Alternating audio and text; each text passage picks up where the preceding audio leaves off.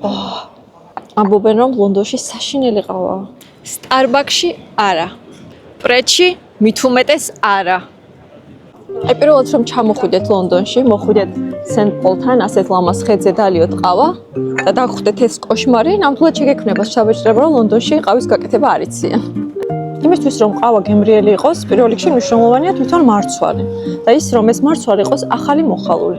ამიტომ ისეთი ნიშური კოფიშოპები, სადაც იქვე ხდება ამ ყავის მარცვლების მოხალვა, არის განსაკუთრებული. კარგი კოფიშოპების არჩევანი კი საბედნიეროდ ბევრია. თანაც ფასები ყველგან იგივეა.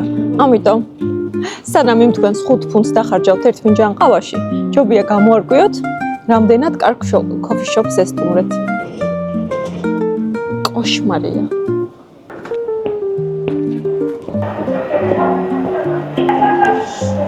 ლენ კოფიში ღირს ყავის დალევა 10 ქულიდან 8 ნახევარს ნამდვილად მივცემდი.